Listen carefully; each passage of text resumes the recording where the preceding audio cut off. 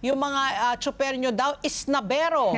'Di ba? Dati po yung mga taxi drivers po ang nasisita dahil nga pag ganitong panahon, holiday season, yung mga taxi drivers po ay namimili. Ngayon, pati na rin po ang mga TNVS. Ano po ang inyong maisasabi po dito? Confirmed o deny? Hindi naman po istabero, pero actually nangyayari po talaga yung nakaka-cancel po ng mga bookings ng ating mga pasahero. Pero may kadahilanan naman po yan. Hindi naman po nagka-cancel basta-basta ang mga TNVS dahil po pag nag-cancel ang mga TNVS po, mapopost po ang kanilang mga app, ang mga applications ng driver at baka hindi po sila makabiyahe ng isang araw hanggang isang linggo kapag po pinarusahan sila ng mga transport network company. So, hindi ka, well, you're not naman confirmed, pero follow up ko na doon. Kasi nag-viral, kaya kami napatawag na kasi may nag-viral daw na isang video na isang buntis na nakikita na nga niya, no, isang app ang ginamit niya, nakikita niya maraming mga drivers na sa paligid niya na nakita, no, pero dahil nagbigay naman siya ng disclaimer, sabi niya, buntis po ako, pero nahirapan po ako maglakad, kaya daw niya, kaya siya nagbo-book, no? So parang if ever yung kanyang pamasahe was going to be about 100 pesos lamang.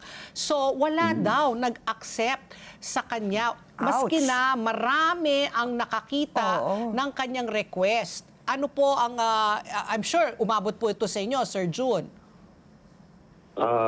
Ayun po, nangyayari po talaga yun. At alam nyo po, sa application po, makikita nyo, may mga ibang transport network company, makikita nyo kung ilan yung mga available na sasakyan. Correct. Oo. Pero gusto kong ipaliwanag po sa inyo na ang TNVS po ay multi-homing. Ibig sabihin? Multi-homing po. Ibig sabihin, marami silang transport network company na kabilang na pwede silang meron silang application ng iba't ibang transport network company na doon po sila bumabiyahe. Baka po yung mga nakapaligid sa kanya, meron na pong sakay sa ibang transport network company na nakikita niya, pero ang totoo, baka po may sakay na. Kaya po, hindi siya natatanggap. So sir, ibig ba sabihin structural problem siya? Kumbaga, hindi pwede mabangka sa dalawang ilog, lalo na kapag marami pong nag-aabang sa inyo, di ba? So hindi po ba dapat, siguro follow up on that, di ba? Hindi po ba dapat ayusin muna yung istruktura? Wala bang kailangang ayusin muna bago po natin sisihin siguro yung mga drivers? Opo, hindi ko masabing structural, pero katulad po hindi po siya katulad ng motorcycle taxi. For example, sa isang ride-hailing app, dun ka lang. Oo. Kumbaga, hindi ka na pwedeng hindi ka na pwedeng mag-drive dun sa isang transport network company. Sa four wheels po kasi, ay pinapayagan po na kahit ilang applications or TNC, pwede kang pumasok at bumiyahe. So meron po tayong 20 na transport network company na pamimilian. So, kaya po, baka nataon lang po talaga dun sa area kung saan po siya nagbubook.